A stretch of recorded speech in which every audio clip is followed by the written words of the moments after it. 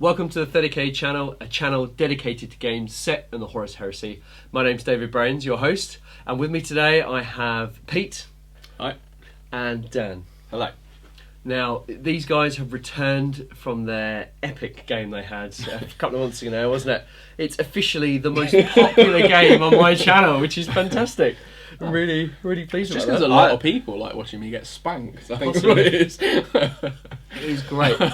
Now, we have filmed this a week after Book 7 dropped at the Horus Heresy Weekender, so hopefully we will get the first to showcase the rules here. And what we're doing here is we're going to just go through the book, particularly A Thousand Suns and Space Wolves, give you sort of a flavour of how they play now due to the new rules coming out. And then later on, we're going to do a couple of little skirmish games, just to give you a taster of how they play and see how some of them units work in the battlefield and how they face off against each other, and maybe some of the more standard units that you get in regular Legion lists. Yeah, and this is a prelude to a much bigger campaign that you guys are going to run. Yeah, I think that's fair to say, isn't it? The intent is that we will do the entire Inferno campaign with the 30k channel over the coming months, and that'll kind of work out with us building our armies and introducing the units out of the book and really building that up to that good old big battle where Magnus gets his back broken. It's very exciting. and trust me, when Magnus comes out at it's at Warhammer Fest, isn't it, this year in Coventry? Yeah. Dan, you're going to be purchasing him and getting him painted up, and we will see a Primarch off at some point during the campaign. So it's something to look forward to. Yes, very much so. Definitely. So first of all, we'll get started. We've got the book here, Book 7, as you can see. Classic black, nice big leather bound, metal edged book. Great series from Forge World. Yeah. We've both got the series. And Yeah, I mean it's funny, because I remember getting the Imperial Armour books over a period and going, these are really high quality books. These are awesome. Then they're not going to top this. They've got matching black spines from my OCD collector's point of view. They're superb. And then these are just blown out of the water. I mean, they're just absolutely stunning range of books. It's great. Good stuff. All right, so we've got the book. We got it all on release day, so we've had one each, and we've been pouring over it over the last week, and we're just going to talk about some of the units. But I think we're going to start with Thousand Suns first. Is that right, Dan? Yeah, I'm more than happy to sort of have a chat. I've since it's come out, there's a lot of people have got the rules. I know there's not that many books about. A lot of them are on the internet, and people have been going crazy about the Thousand Suns. It seems to be that half of the people with Thousand Suns are trying to break the list, trying to make absolute filthy Death Stars. Yeah, I'm going to jump in here, right? Dan and I are narrative gamers. We will pick units that sell the character of our army and then bulk out the weaknesses with more regular Legion units to balance the lists. Neither of us are power gamers in any way, shape or form, and don't particularly want to be. I'm not criticising it, it's just not us. Very much the rule of cool. If something looks cool, it goes in, whether it's effective or not, really. Yeah, agreed. And hopefully that comes from the channel as well. We've had comments recently saying, the players made a bad tactical decision, or their list wasn't hard enough, or they should have done this, or they should have taken that unit. Well, we're very much, as the view of you guys, we're very much fluffy list. We want to play games that cool and look cool. We're not hardcore. I will genuinely throw a game if I feel that my actions are more in the character of my army. Okay. I've never seen anyone run away from objectives as much in my life. I could score a point. No, I'm going to run forward. But it does make for good games, and we are very much casual gamers. We're not tournament gamers at all, are we? No. And I'd much rather lose games than friends. What a beautiful sentiment. So remember that, not Pete. Maybe not Pete, but. Dan, give us your feel and interpretation of the book, if you would, on the Thousand Suns. My initial view of the rules, it was such a struggle before, because it was fluff-wise, they are so powerful. Yeah. They could walk around tearing opposing armies to pieces without having to lift a bolt or a roar. So I knew it's going to be really, really difficult for them to balance this. And a lot of people think they're not balanced. I don't know. We've only had a little bit of testing so far, so I want to reserve judgment until I've played all different armies. Yeah, you've only had this a week, haven't you? Yeah. So, And I'm sure there's plenty of people that'll be able to counter it quite well. I'm sure there's going to be a lot of sisters about. And I think Forgeworld were quite vocal though in saying that it was a difficult army. But the Space Wolves and Thousand Suns, they were, and as you can see from the rules, are probably the two most unique armies we've seen in terms of how they vary from the standard list. And they were very vocal in the design of this book and the run up, talking to them at the open days and things like that. That balancing these armies and getting them to play how they should feel and still and not dominate the rest of the meta game was a very difficult, was a big challenge, particularly with the Thousand Suns. Wasn't this supposed to be book 3 or? I think originally it was really early, and then they because timeline, this is a long way back from where we've got in the other books. Yeah, it says at the beginning of the book, it states that this is before. There's no loyalists or traitors. Yeah, both you can count as loyalist or traitor. Yeah, and it's almost a prequel to the heresy, almost, isn't it? It is. Yeah, absolutely. I suppose it's the first shot across the bows, wasn't it? Yeah. It was Horus tidying up and trying to, hence sending other legions away. And It was the start of the manipulation in the prelude to the drop site massacre, wasn't it? That's right. Yes. Yeah. And but the feel of the legion, I think, is brilliant. I've got plenty of psychers in there, and I don't know. I don't have too much success with them. They do okay, but it's mostly blessings and things, and I can buff units, but they don't always come off. The other day when we played, I was passing a lot of my ones with one, warp charge true. one, and I was only getting it with one. I've got a lot of buffs where I can buff. It's the cults really that really sort of bring the flavour of the army. I think we've got 5 different cults. For example, the rule is the whole army get a thing called Cult Arcana, and each different cult gives a different buff. A lot of the specialist units, Ahriman for example, is Corvidae, and if you take him as your HQ, your compulsory troops have to be the same cult. So, and what that means is, if you pull your psychic powers from the discipline connected to the cult, you get +1 to your casting. Yeah. So instead of a 4+, it's a 3+. So it does really it pays to keep in a theme, doesn't it, rather than just mix and match. And I think you could. I don't mean to go back to it, but I think you could very easily go through and go, right, what would be the best buff I could give this unit? But actually, I think you get a stronger army for picking a theme and thinking about what cults are engaged in this battle and how are they represented on the table, and I think you can get some more interesting combinations of special rules and units rather than just going, wouldn't it be cool if I gave my SEKHMET Terminators a +1 invulnerable save, so they're 3 up, And it's like, I think you can have more fun with it. I'm not saying that's a bad thing to do, but I think there are more interesting combinations that are out there. The +1 to the invulnerable, which is where are we? Raptora. Cult Raptora. I was waiting for you to go Corvidae. No, Corvidae is divination, which is mostly blessings. Yeah. And so Ahriman's more of a buff to himself and to units around him, and he doesn't make him. No. Biomancy is the one that everybody loves. That's the really powerful one. But Raptora and the fluff with the really aggressive chaps, aren't they? Yes. Yeah, but what they have is a kind shield, which gives +1 to invulnerable. And I'll admit, I did put it on one of my SEKHMET units the other day, but I put it on the Tartaros because they're a 5 up normally, and then put them to a 4. And that was nice. It worked well actually. It's that +1 is great, but it's a 3+ compared to a 4+ is. I think it is quite a difference, really. I think, but yeah, you get some wonderful advantages from each one. Some of them, the main one with Biomancy is it adds +1 to its run and sweep and advanced distances. So you want that on combat units. You want that on stuff. Absolutely. Yeah. And they're the ones that take Biomancy. I think they're supposed to be your hard hitting units, and really, because especially against wolves, your combat units are brutal in comparison. I do have one right. new 4-sword unit, which is going to be quite they're horrible. pretty cool. That's gonna be tasty. But then you have units. The mental fortitude is units with a special rule are immune to fear and have the adamantium will special Which rule. cult confers that? That is the Athenian, Yeah. which gives you telepathy, which is a good. Yeah. I do like that, but this is the main thing. It's the cults. Assigning which cults you want where.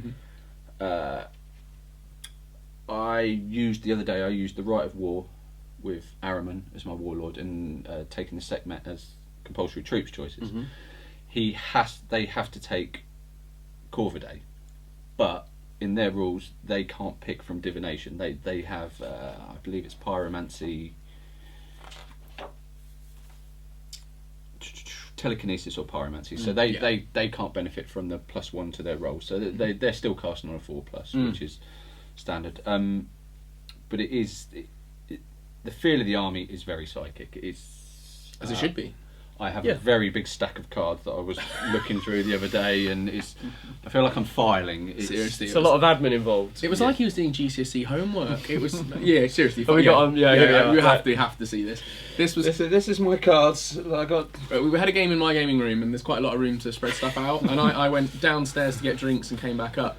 This was my reference. This is how complicated it had got at this point. Yeah. And for someone that was quite good at forgetting psychic phases a lot, Yes. I really needed to organise myself quite a bit. But yeah, the general feel of the army, I think we just skimming over the rules. I think we've got some very hard-hitting units, and the psychic power seems to scare everyone a lot. Do you want to talk a bit about the units? What are there? I can do, unless you wanted to go over your. Well, should we have an overview of the Don't mind. Space Wolves, and then we'll drill down into the units Okay. and what we've got. I've got a little bit of war gear to go over as well. Yeah. So Space Wolves, Volker Fenrica. Essentially, these guys vary massively, I think, compared to other legions from the standard list, in that regardless of the force organisation chart being played, you have to field a HQ choice for every 1,000 points or part thereof you put on the table. So once you go over 3k on a standard Age of Darkness list, you're taking a 4th HQ choice and so on. And that is chosen HQ choice, so that's not command squads or anything like that. It's a little bit ambiguous because it does say unit, but the general consensus seems to be that it's a proper HQ choice, if you see what I mean. In addition to that, you have, as part of your compulsory, you have to take a praetor or a centurion. Yeah. Now it's currently a bit up in the air as to whether the named praetors and centurions count towards that. So that's an ambiguity that we could do some clarification on. But for now, because you've got to take so many HQs at a reasonable points level anyway, it's not hard to put a praetor and centurion in. So people could just suck it up and do it. To be honest, it's not a big deal. The other big thing on HQs is we don't have chaplains, librarians, or primus medicates. They don't exist. We have priests of Fenris, which cover those disciplines a bit differently, and we'll go over that in a bit. But our compulsory troops choice, unless altered by a Rite of War or a character, has to be Grey Slayers. Which, to be honest, if you're taking tactical squads with combat blades, you're getting a unit of 10 Grey Slayers, and they're just upgrading their bolt guns for the same price that you'd have been taking combat blades. Yeah. So you get to the same point, but instead of having Fury, they get to do some other interesting stuff. So there's a bit of a trade-off in how they play, but we'll come on to that a bit. Definitely they have some cracking rules. They're amazing. It's definitely more flavoured towards a Space Wolf Exactly, rather than a generic Legion list. Absolutely. But the Legion as a whole, so under the Legion Astartes Space Wolves, you get the standard thing that everyone seems to get, which is Legion Astartes, so you regroup regardless of casualties. You've got +1 weapon skill when you successfully charge. It's only for the round of combat, the first round, if you see what I mean. But on a successful charge, you get +1 weapon skill. Hit on 3s most of the time, which is fantastic. Good. Yeah, and you see once you put that on characters, it makes a real difference. To be honest, putting characters in against other characters, such like on the charge, is a real bonus. Additionally, everyone's got counter attack. They've got counter attack but they have to sweeping advance if they're able to. Okay, so that's that applies across the bestial savagery. That's across the board. I don't know why you wouldn't. I was going to say, in most cases you want to anyway, don't you? Yeah, but And Hunter's Gate is another rule they've got, which is interesting. So infantry models with this special rule add +1 inch to their run and consolidation distances. Now this pretty much applies to everything unless you have jump packs or are in Terminator armour. I guess because Terminator armour you're not quick enough to do it, and jump packs you don't need it. No. Quite frankly, if you're moaning about putting that on jump packs, you need to reevaluate your life and how you're playing the rules. It's awful. I've seen the discussions. Right, and Prey to Natural Senses. Now this for me is a massively underrated one, which I think is actually really brutal. So models with this special rule ignore the effects of night fighting. So all of your infantry, which is an infantry heavy army, is the intent. Ignore night fighting. Now that's brutal, I think. Especially looking at like Night Lords and stuff who are really trying to push you in that direction. That's monstrous. I'll be honest, we tend to forget night fighting 95%. I don't think you're going to forget it quite as much. But we can re-roll the dice to determine the table edge we arrive from when outflanking. Oh, that's good. Which is the same as acute senses, isn't it? Yeah, if you're taking vets. And infiltrating models cannot set up within 18 inches of models with a special rule, regardless of line of sight. So you're keeping people back. You know, you're sniffing the air. You know where they are. You know. What's that? I think. I smell 1,000 cells. But I think as a core rule set, and that's just the Legion overview. I think that.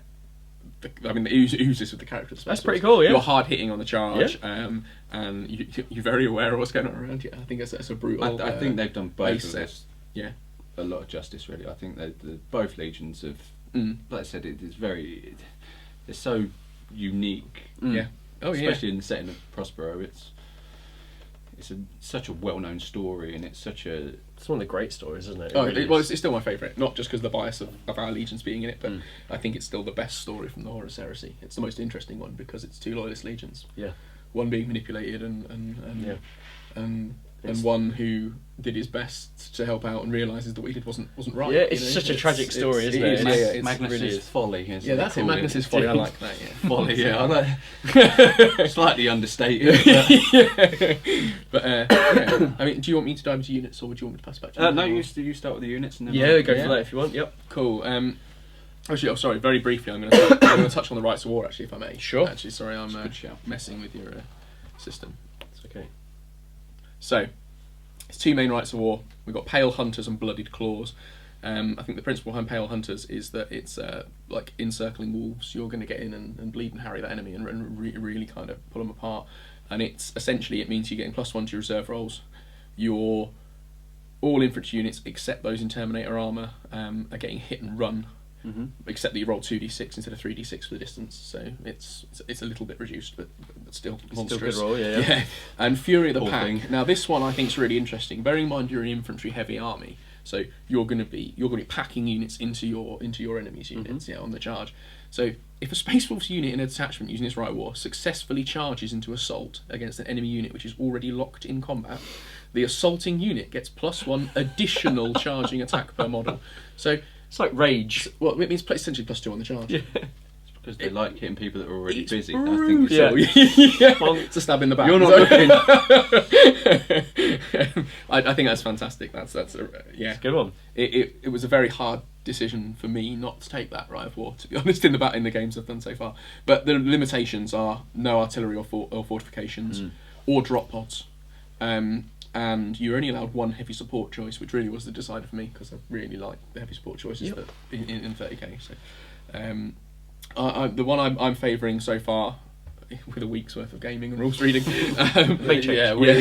we are very shallow. Is the Blooded Claws. Now this is good because all assault squads and Grey Slayers in this detachment get Furious Charge. Bearing in mind we've been playing them for 3 or 4 months, at least, with Furious Charge as our default rule instead of Legion. It's nice to retain that on some squads because I'm used to it. But you do have to charge if you're able.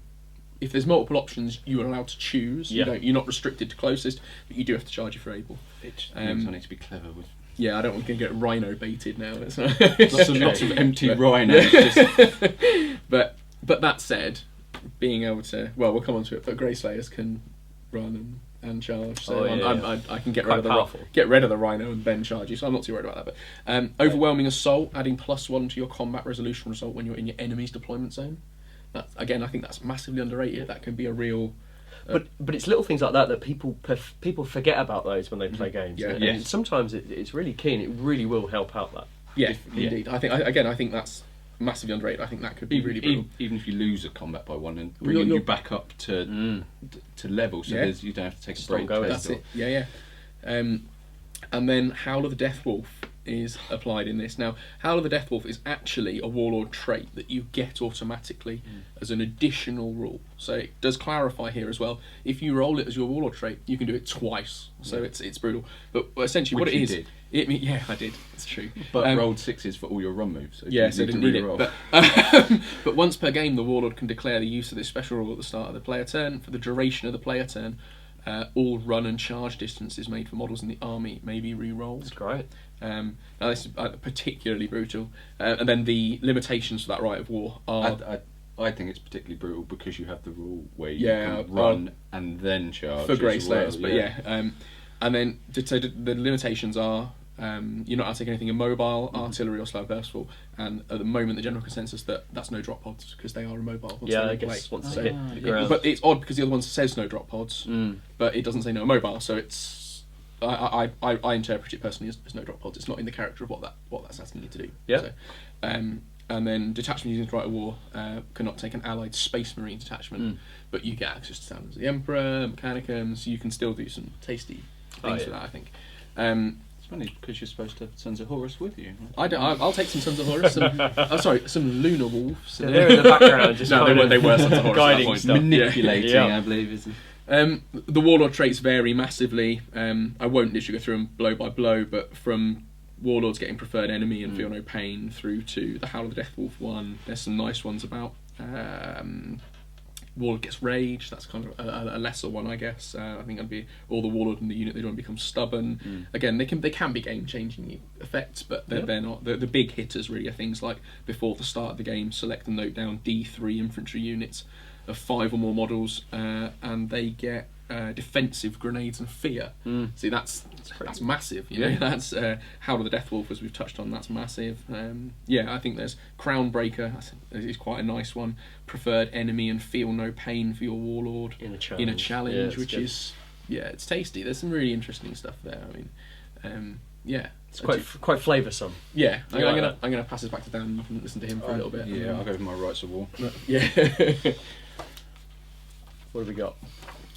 The first one is Gryffindor's. Is it? Gryffindor! I can involved with this.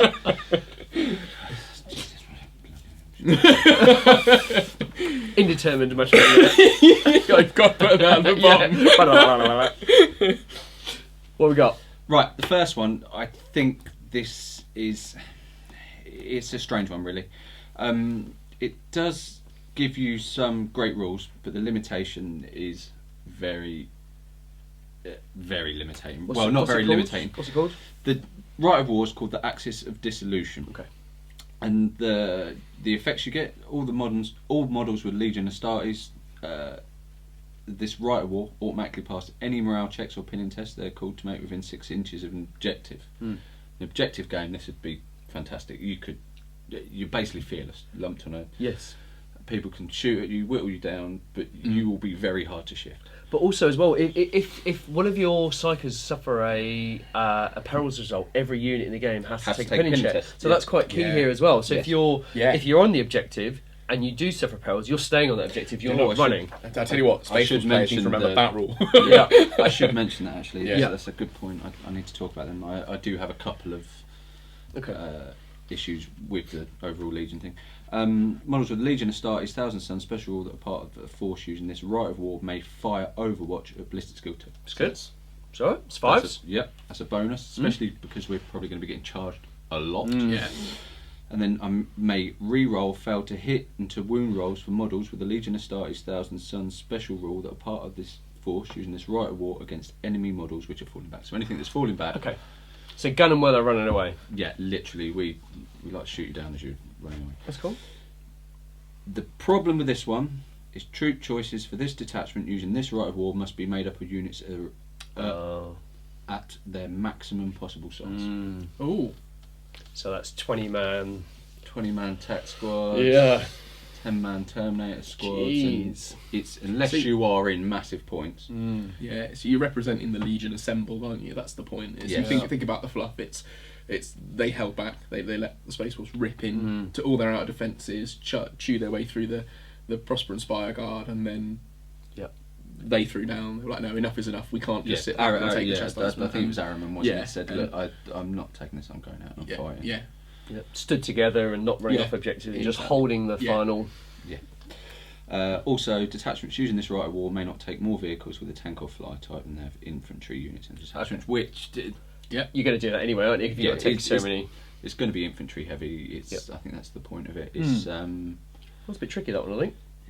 It's that maximum size thing, I think. Plus, models wise, I need to double a lot of the infantry models. I do think, as a counterpoint to Space Wolves, Yeah. that would be really interesting, Yeah, because you would be on mass, whereas when you're tackling squads of 10, the Space Wolf assault rules are really giving you the edge. I know you're going to have psychic counters to it, but with large squads, that could really turn the tide. You know, I think that could be I don't think it's going to get played much. I think it's just a shame.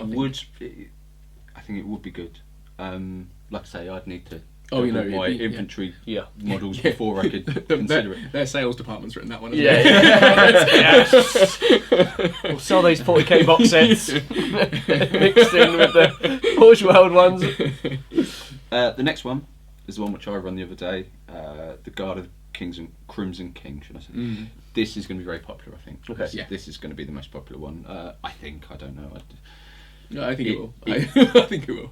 From what I've read online, a lot of people are still going for Pride of the Legion because they just want to take vets and Terminators. Sure. Because you can buff them quite well. And I'd always go for one out of the book. Always, yeah. But that's the competitive edge, though, isn't it? People really Yeah. fight Legion, and that's the other side to Heresy, is that people just run loads of Spartans and loads of Terminators and loads of efficient troops, whereas this is a bit more of a fluffier. Yeah, vets are fantastic. This has got some great benefits. It's first one, Astral Warfare. We're generating warp charge at the start of the psychic phase. The controlling player of a detachment using this right of war may roll an additional d6 and select the highest of the results. So you roll 2d6. That's brutal. It is good and it is bad in the way that you're obviously going to get higher numbers. It's increasing your perils, isn't it? Yeah. Yes, which I am. I rolled a 666 the other day on 4 dice. Which, luckily, you got eaten by your on the perils. perils. Luckily, on the perils table, I got the one where you need to roll a leadership test. You did alright. Yes. Also, any Terminator armour equipped units in this detachment, along with any independent characters and the Primarch, Magnus the Red, may deploy using Deep Strike via teleport. So That's important as well, because when you come to things like Zone Mortalis, and it's like you can't deep strike unless it says teleport and things like that. Where they have those more. So you can that's where good. the teleport. Yeah. It's important the distinction's made, and there are other scenarios that I've seen and played where it's like teleporting. You can teleport or but you couldn't use drop pods or something. Does that mean? Yeah. There are a few different things there. And they can't do it with dedicated transports, obviously. I've seen people saying, I could deep strike a Land Raider, and it's like, no. Anyone ever does that to me, I'm just going to pack the models up and leave. That's not cool, is it? Right. And also, when these units arrive via deep strike, they gain the Fear special rule, if they did not already possess it, and may re-roll failed invulnerable saves of 1 until their control and play. So kind of land with like reefed in like warp teleporty kind of stuff, and dirty chaos magic. That's brilliant. Utilising the warp to its fullest potential, which is Your Honour. You wouldn't have thought of Thousand Suns deep striking all over the place, but again, sorry to keep referring back to the game we had the other day, but this is my main reference point. You freaked out because I ended up. It was textbook, to be honest. We intentionally we did the first version of the campaign just as a little bit of a run through as a flavour. So you got Thousand Suns defending and Space Wolves attacking. I was the aggressive force. Moving forward, really moved up well over halfway through the board in turn 2 and really on the offensive. Great. It wasn't particularly bloody at that point, but it was about to get messy. And then suddenly, Terminator Praetor, who's a psyker, and command squad appear behind my lines. Oh god. Leviathan drop pod's already in amongst me anyway. There's 2 javelins. Coming in. I got him behind. And what it ended up being is me being outcircled by him as a defender, and it really pushed me back into how I was. He had to turn to face me. Yeah, that's right. It takes pressure off the front, doesn't it? Yeah, absolutely.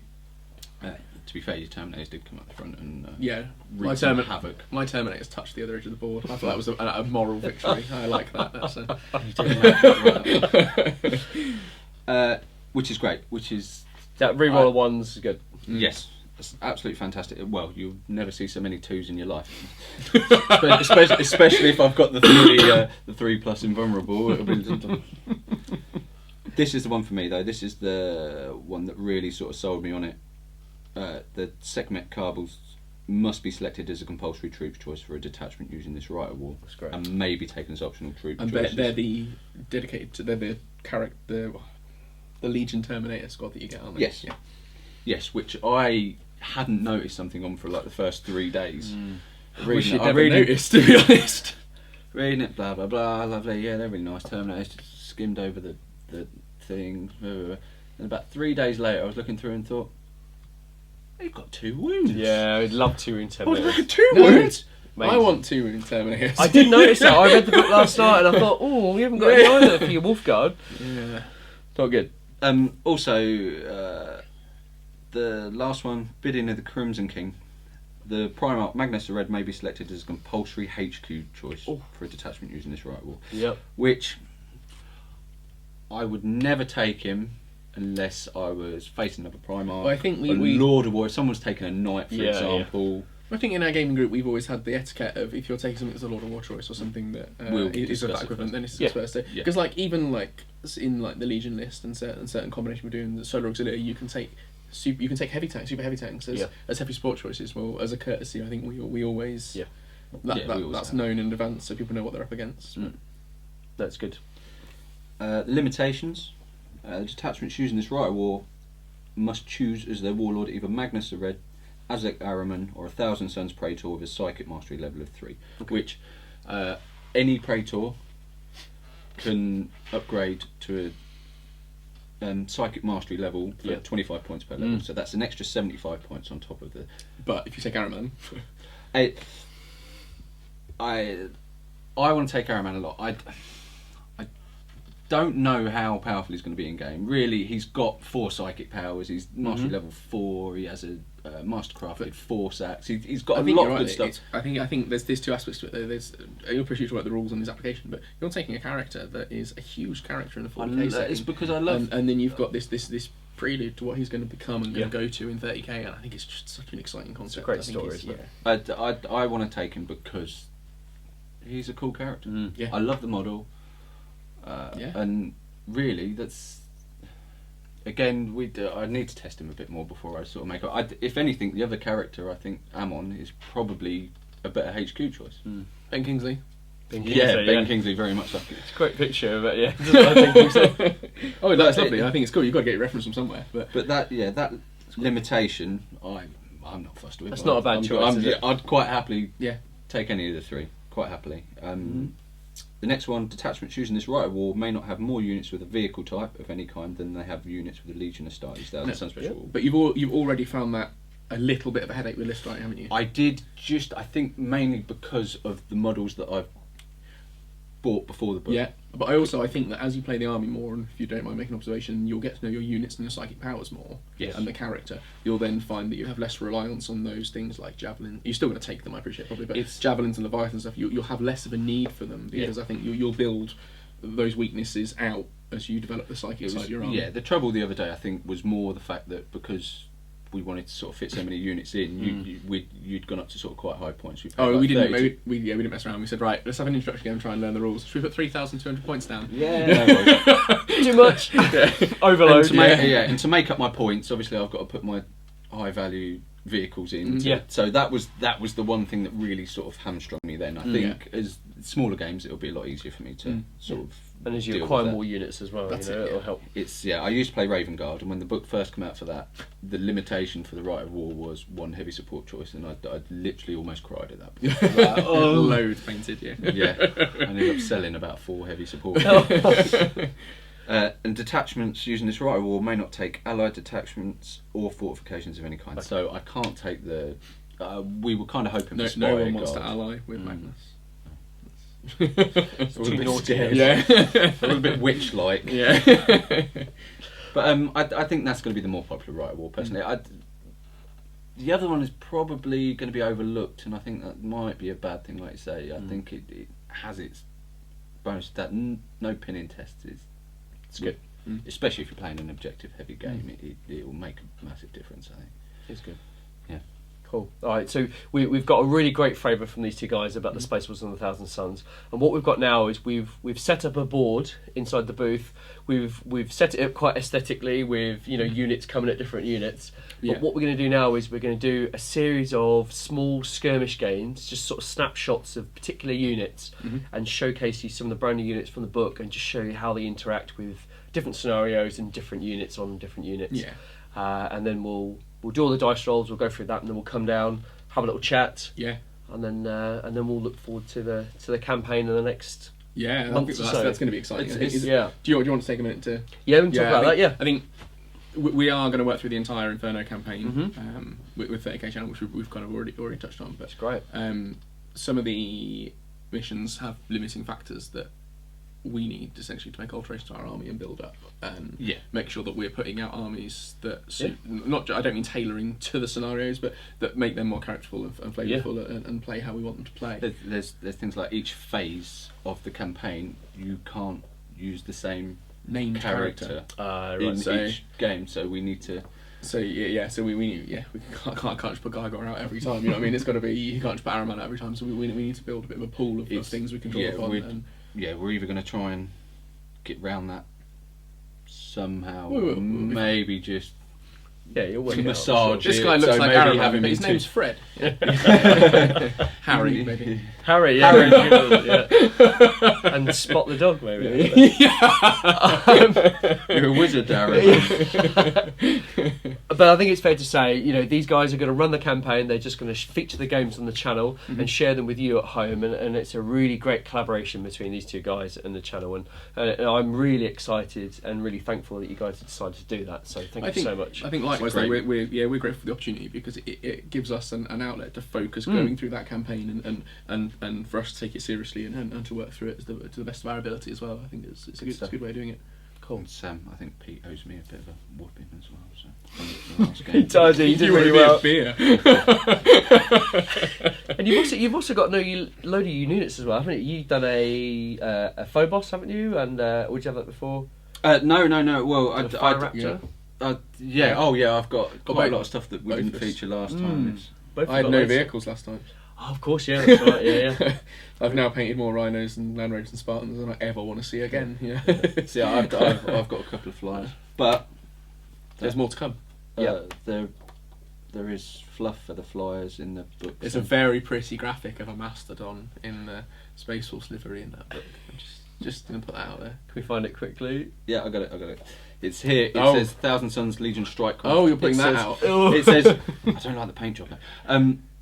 It says that they loved strike aircraft and that they utilised them a lot. There you go. So Just imagine them flying around the top of the pyramids. Few flyers. Well, I'm going to bark at aircraft. Yeah. But look at the example of the artwork and stuff in the book. Yes. It's superb. It's such high quality. I They think all are. They yeah, all I mean, have it's been, just to briefly touch back on the book again. This is a must buy for anyone who's following the Horus Heresy stuff Oh, yeah. seriously. Whether you're a Thousand Suns player, a Space player, or even or even Talon's the Emperor. I think with the Custodes and Sister Silence, which to be honest, haven't even we're ignorant to. So there's so much in the book for them. It's worth letting us know as well that we have custodes coming on very soon. We've got a couple of guys that are doing custodes within the group, and they both look fantastic. So we will have custodes soon. But for the moment, Thousand Suns, Space Wolves. Yeah. We're going to set these little games up, share with you some rules and show you some dice rolls, and have a look at these two amazing armies, and it'll be good fun, hopefully. Yeah. I think we're going to be learning at the same time. Yeah, that's it. Yeah, we're still trying to learn. Yeah, if we get stuff wrong, we don't care. Well, we do. Tell us, but just don't shout. We'll see you soon. Cheers. Thank you.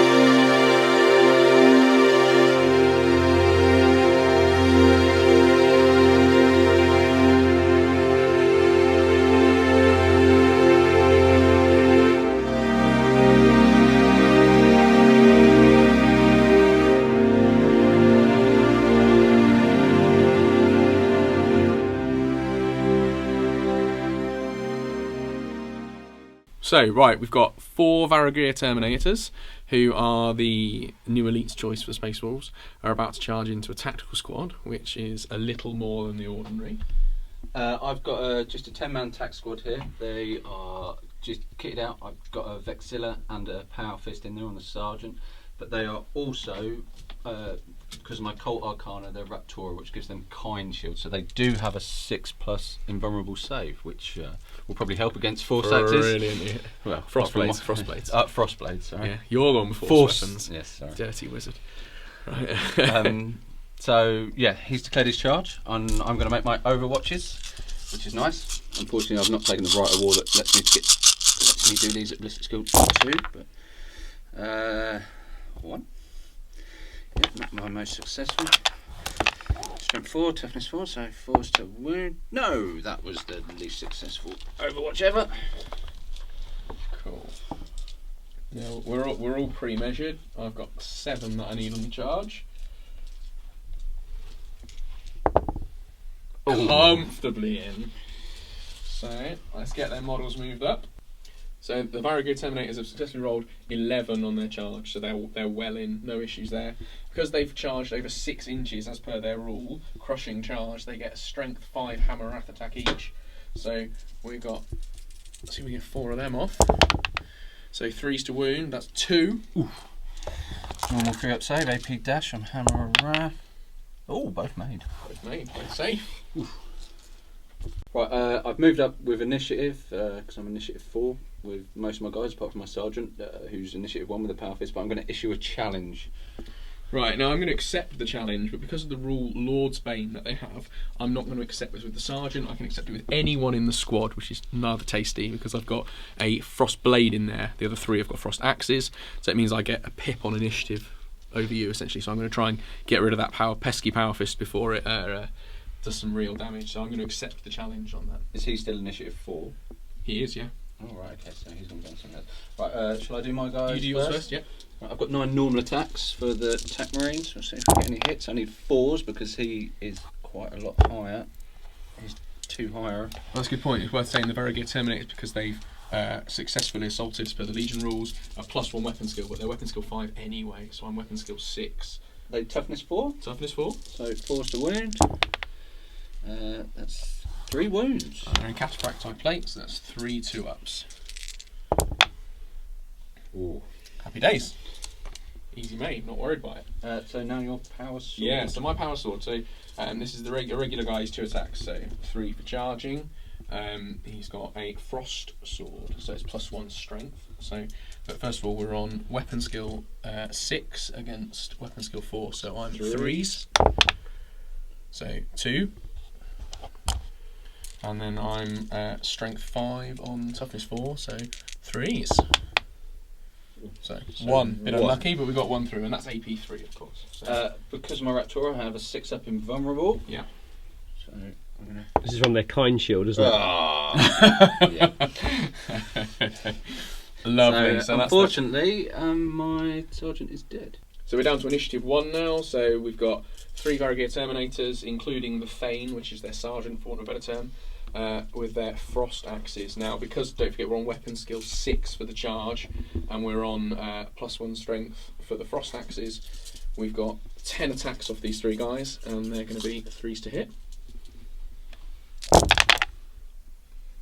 So only 3 misses, it's rather tasty. And then we're going to want 3s to wound. That's 7, please. Oh dear. What AP are those? No, well, these are all AP2, so you're down to your kind shield. Right, which is a 6-up invulnerable. You've never seen so many 6s in your life. I've never seen any 6s. I have. I've seen much more. Right. 7 guys dead. Admittedly, they're usually when I'm doing leadership tests. But Right, now this is where I need a really good leadership test.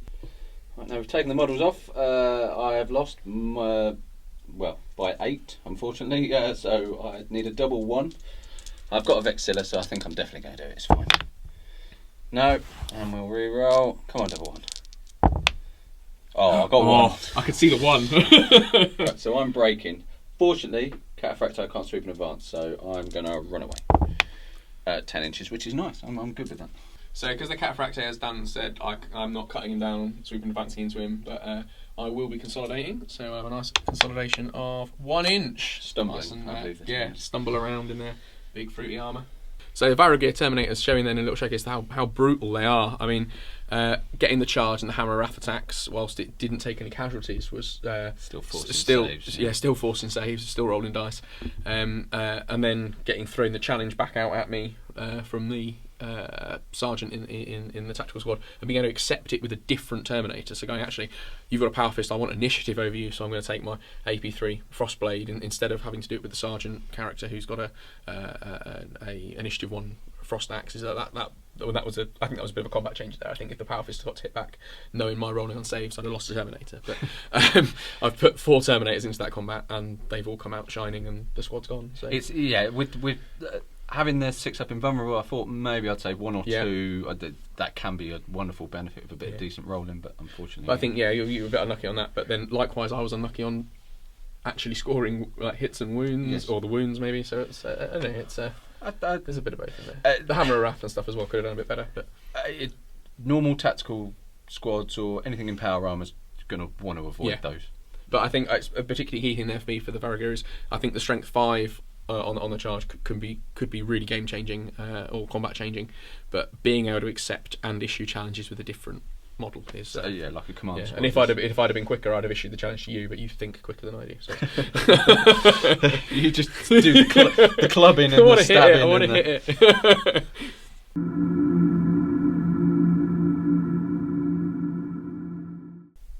Right, now I've got my squad of SEKHMET Terminators here. They've come out of their Land Raider. What's happened is I've come out, I've used my psychic power, and because they're telekinesis, I've used the psychic power Psychic Maelstrom, which is a large blast, strength 10 AP1. That I got a hit with that, which was nice. I'd hit 5 of the Grey Slayers and also the Spartan. I managed to kill 4 of the Grey Slayers, and also we got a penetrating hit on the Spartan, which is shaken now, so that's snapshots and can't move. And crucially down a whole point as well. Yeah, down a whole point. And then I fired my Asphyx rounds from my combi bolters, only killing 1, unfortunately, but well, it's I've killed 5 guys, and we have taken a whole point off a Spartan, which I think is not bad for a psychic and shooting, and now I'm about to charge. That's it. Space Wolves lost 5 out of their 15, so forced a leadership test. Thankfully, they've stood strong and they're still in the fight. But that could be brutal if they've. And that's quite a powerful unit. You know, what unit of Terminators can cast a psychic power, get out of a Spartan, cast a psychic power, cause a whole point on a Spartan, kill some Marines, and then charge into combat as well? Yeah. I mean, that's really strong, isn't it? I mean, you've got 5 Grey Slayers, including a Power Fist out of that unit. So I did also roll perils, which I rolled a 1 on the chart, which can be catastrophic, but luckily I get to take a leadership test, which I passed.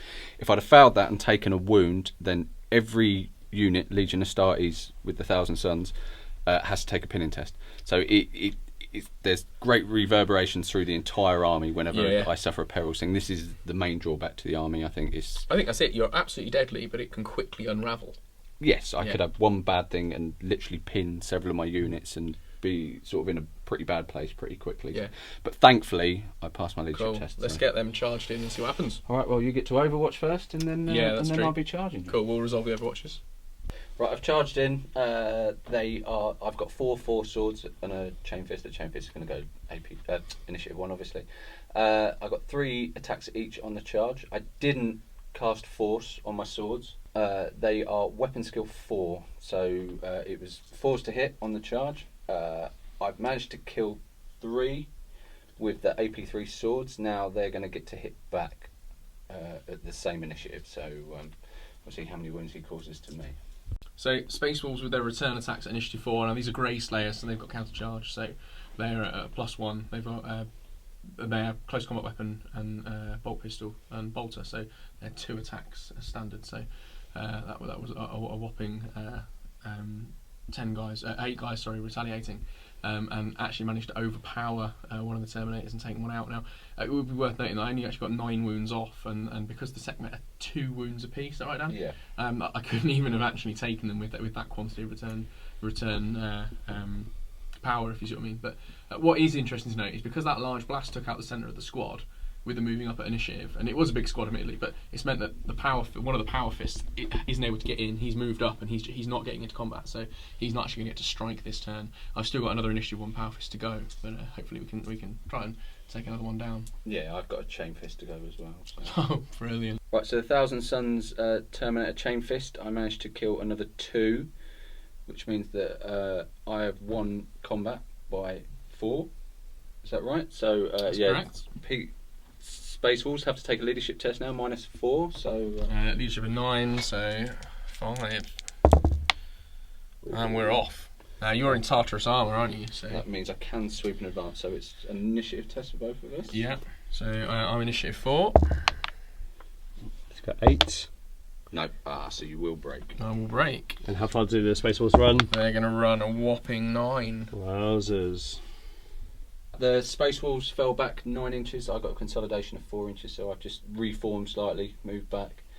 I am fully expecting a counter charge from some of his other units now. So some more Grey Slayers up in there, I think. Yeah, that went very well for me, to be honest. That went better than I thought it would. So not so much for me. You cut down 10 Grey Slayers from coming out of a Land Raider, chucking some templates around and cutting them back in combat. My power fist not being able to strike back because of the coherency and moving up initiative steps was brutal, and just turned the last 5 guys away. That's monstrous. Absolutely monstrous. Very, very. They're a combat heavy unit, Grey Slayers, and they're running away with their tails between their legs, you know.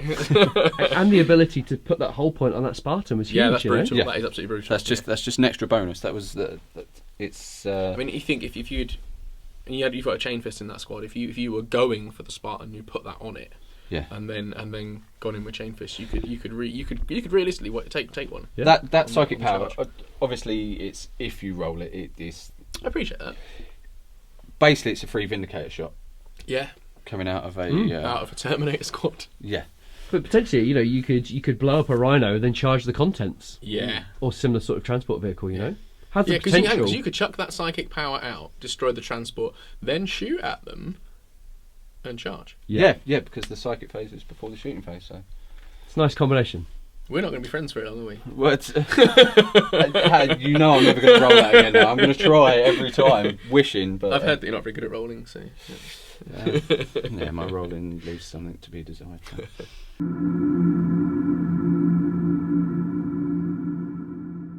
So we're going to take a look at a 15-strong Grey Slayer unit over here with independent character Geigel the Fellhand attached to them. Now, this unit have finished their movement phase, leaving a 13-inch gap to the SEKHMET Terminators, which in any other scenario is unachievable. No, you're not going to cover the distance. Even if it was 12 inches, you're looking at 2d6 to get there. It's brutal. But because they've got Warrior's Metal as their special rule, now this is for Grey Slayers, this replaces what would be Fury of the Legion, so it's kind of a swap out for that for the basic troop. This means that they can run or shoot with their rapid fire weapons and charge. So this is really a game-changing item, I think. So they're 13 inches away, but we're going to close that gap with a run move, and Geigel's attached, so see how far they go. They're going to run 4 inches. So that's cool, that closes the gap down, and let's get them moved up and then see where we're at. The Grey Slayers, they rolled a 4 for their run move, but Legion rule +1 on the run, so they've moved up 5 inches, knocking that 13 down to 8. So they only need 8 inches now to get in for that charge, which is fantastic. Which we might have, but that'll be at -1 because of the Warrior's Metal rule. But still potent, we can run and charge. Fantastic. The Space Wolves have done their run move, so he's now attempted to charge me, so I rolled my Overwatch and caused 0 wounds. So my Overwatch has been quite terrible so far today. But, so he's going to roll his charge range now. So let's see if we can make that 8-inch charge. Now we've got Howl of the Death Wolf in play, so if we don't make it, well, we have. If we don't make it, we could have re-rolled it, which is fantastic. Which is the point. We could have actually re-rolled the run move, but I was feeling cocky, so we're all right. Let's get them moved up and see how that works out. Okay, so the Space Wolves in, lots of damage. Gygor in at initiative 5, AP 2, same rule. So he's done that run and charge with the squad. Cut down a Terminator quite successfully. Not so lucky on your saves on that one, unfortunately. No. Forcing him straight to vulnerable because AP 2 claw. Which is re-roll to wound. Yeah. With the shred rule. 2 of my guys, as we went through the initiative steps, 2 of the Space Wolves didn't actually make it into combat because of the squad size. But despite that, they managed to get knock through with their attacks and cause 19 wounds. Which I managed to fail 3. You made a cracking amount of saves. Yeah, that was. I will take that. Yeah, but it's 2+. But it'd be worth pointing out that these Grey Slayers are completely bare bones. They've taken the bolter upgrade, which hasn't really affected this, but there's no power weapons in there now. They can take power weapons on as many as you want. They can take power fists and more exciting weapons for every 1 in 5, so they can be a really brutal unit. We've essentially just chucked a pretty stripped down unit into some SEKHMET, led by a character, and they've done a monstrous amount of damage. They've killed 2 and stripped a wound off 1. Yeah, and Gygor, and yeah, exactly. We were Gygor in there as well, admittedly. But what that's meant then is you've been forced for a break test, which you've passed. Yeah, rolled a 9, but fortunately because of SEKHMET have stubborn as a rule, I don't suffer any negative modifiers. I was like -2, so fantastic. So really, really brutal then. But a great unit there for closing distance. The distance they've covered is phenomenal. And it could have been more because I could have re-rolled that run move, but I got a 4 and didn't fancy my luck because the 4 becomes 5. So it was like there's no other unit in the game can do a 13-inch charge. No. It's absolutely monstrous. So, comes down. Yeah, so they miss out on shooting. You can move. You can run plus you run +1 inch and then with charge, a reroll. With a reroll with Howl of the Death Wolf, and then you can charge -1 inch, but with a reroll. So it's a monstrous distance, absolutely monstrous.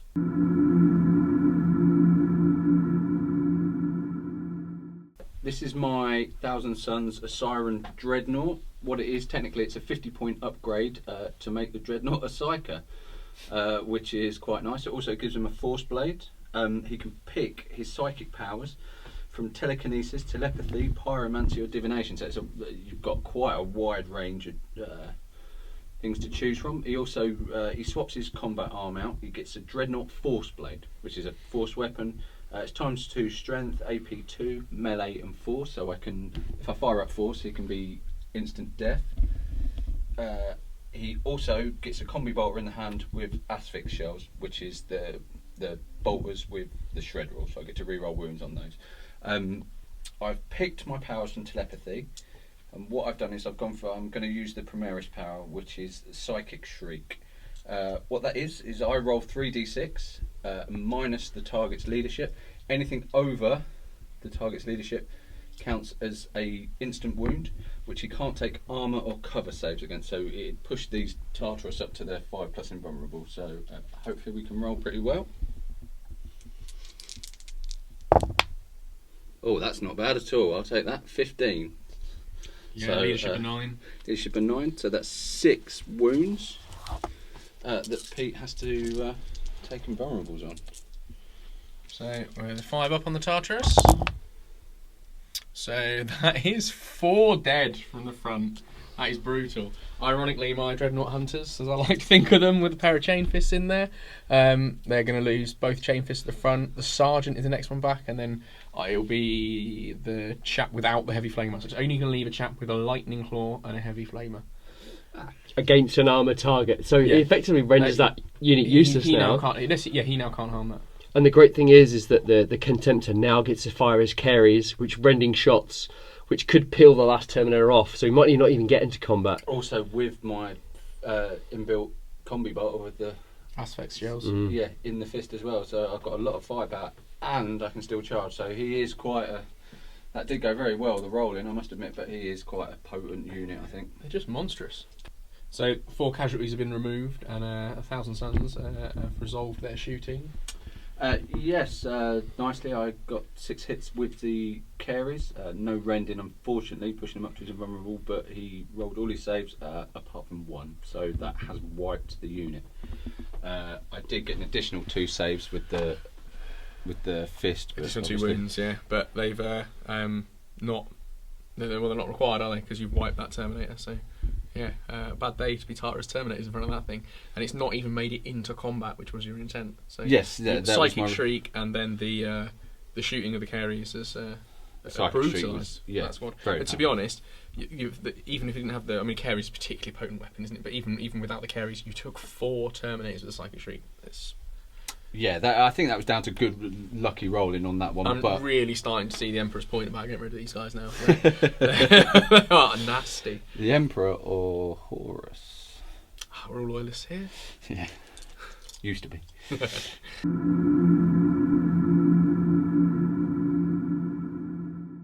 Okay, so we got a bit of a face-off now. We've got Gygor going up against Araman. Now this is in the Space Wolves half of a turn, with 1,000 Suns having gone first.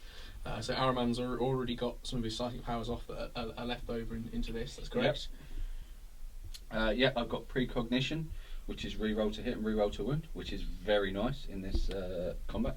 I've also cast Force. I've got a mastercrafted Force axe, but I get the reroll to hit anyway, so the mastercrafted's not relevant at this point. But generally it's good. So which causes instant death, which is nice, which I'm hoping. It's an interesting matchup though, isn't it? Not, in this case, not just because they're the characters from the box, but because they're very different. I mean, Gygor is in power armor with a refractor field, but is more of a combat monster. But Araman with his artificer armor and iron halo is a lot more durable. So it's the psychic powers are definitely going to help as well. But yeah, you've got a lot more punch going forward. I've got a lot more to soak it up. So we're going to see how this goes. But yeah, so all Overwatch done, and Gygor firing his bolt pistol on the way in beforehand. That's all resolved. No outcomes from that whatsoever. So we've got Gygor on the charge. Then he's 3 attacks base, 4 for charging. Now he's standard. He's weapon skill 5 and 3 attacks, but because of which is the same as Araman as well. Yeah, indeed. The same on the stat but line. Because he's +1 weapon skill on the charge and a successful charge, and he's +1 attack for charging. He's going to be 4 attack speed. So we need 3s. Yes, you do. You need 3s. I need 4s. Well, if I'm still alive. Right, Araman's going to hit back now. He's initiative 1 because he has a mastercrafted Force axe. That is +1 strength, but it is AP 2. I get 3 attacks as standard, but I get re-rolls because of my precognition. So I'm going to roll on those now. That's 2 hits because I'm forced to hit because he's a higher weapon skill. So that's 2 hits. Now this is +1 strength, so it's strength 5, toughness 4, so 3s, but I get re-rolls again because of the precognition. That's 1. Still 1, so that because that's instant death, that's straight to it's AP 2. It's AP 2, so it's pushing me straight onto my refractor field save on Gygor, but it's a force weapon. So if I don't make the roll, Gygor's dead. Yes, it's instant death. So it's a 5-up. Oh, comfortably done.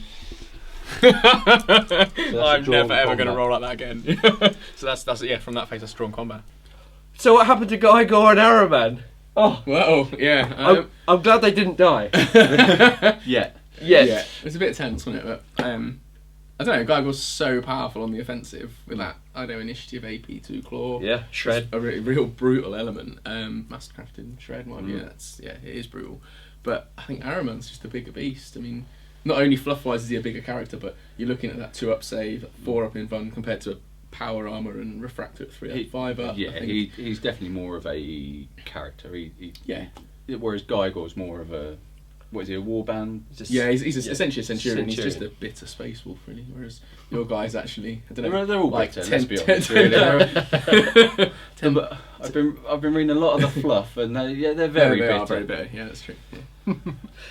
And also in those videos as well, we had Russ there leading the charge through the barricades, but we didn't feature him because we're going to do him later, aren't we? Yeah, we've kind of got a bit of a pact, sort of a self-inflicted pact. That Gentleman's agreement. Agreement that I won't field Russ until Dan's got Magnus, essentially, and then we'll get both on the table at the same time. I'll be excited. Pete, that was Pete's suggestion. Yeah, I'm kind of taking that all the way, as in I'm not fielding at all. Not other battles, not other games. It will be. Yeah, that's the only way to do it, I think. Yeah, be good fun. It's Yeah. a brutal character. They're both very, very powerful. I think they are going to be the last thing stood on the board. Yeah, definitely. If I can get there. And then run at each other. Get there, we're breaking backs, it'd be awesome. But it's I was considering giving him one of them tennis ball cannons, and and you all go scattering after those. all the units are off. Yeah. I've got a super cool idea as well about how to film the two Primarch face off as well. So hopefully I can get that all rigged up and built. And I think that'll be quite cool. But we'll see how that goes. But yeah, we are going to work through the whole campaign. Yes. So we're going to do the whole campaign up this book. Brains is going to host it, and we're going to run through it essentially. Yeah, you guys are going to run the campaign, and we're just going to feature your games on the channel and promote it that way. It's a great motivator for us as well. Yeah, it does. I mean, it makes sure that we get units kind of produced and painted and get rock and rolling, and it helps us learn the rules as well. And I'm just trying to game as much as I can at the moment. There's a lot of Legion specific rules, things like if I lose a wound, perils through perils, my whole army basically has to take pinning tests for every infantry unit. It's a game changer. Yeah. If I lose all my independent characters, I'm -1 leadership for the whole army. So I need to try and be able to. I'm going to have a centurion and sit him in a corner every game. I think there's a little bit of us as well. Is making sure that our lists and our games balance for the campaign missions as well.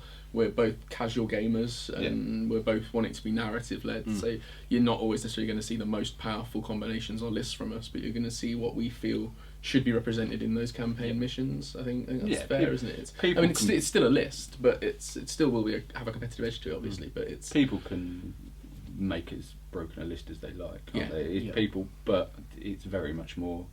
I look through the book, and go, ooh, that's cool.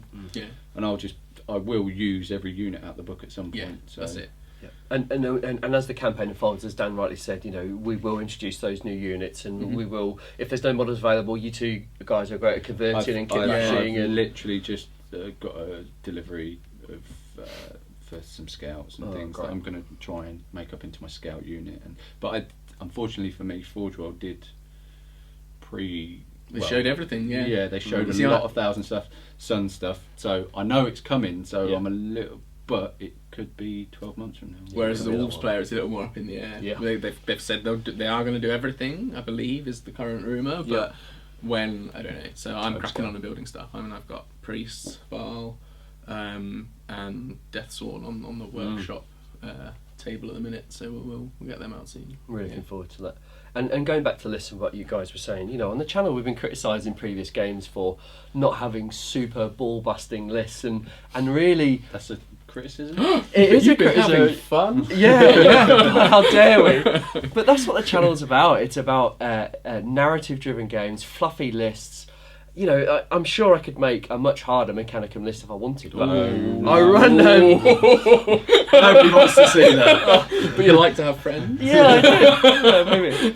But I like Sovilistic Cohort. It fits my style. It's a forgiving list. I'm a pretty terrible player anyway, so I need as much forgiving as I can. So, but we don't always go for the biggest ball kicking lists we can find. We love narrative and we love fluffy lists. So. We try to keep that. Nobody wants to play a game where it's game over by turn 1, turn 2, which generally no one wants to get tabled. There's been a couple of them. It's true. Again. There's been a couple of one-sided games, but I don't think that was due to powerful lists. It's just mainly dice roll. Yeah, it's all down to that dice roll. I've seen some poor. The last game with the Iron Warriors and the World Eaters. Yeah. Oh, there was That was such a shame. You know. Like, oh, everyone felt that when it was rolling. And I can feel your pain. I know. Yeah. I've been there.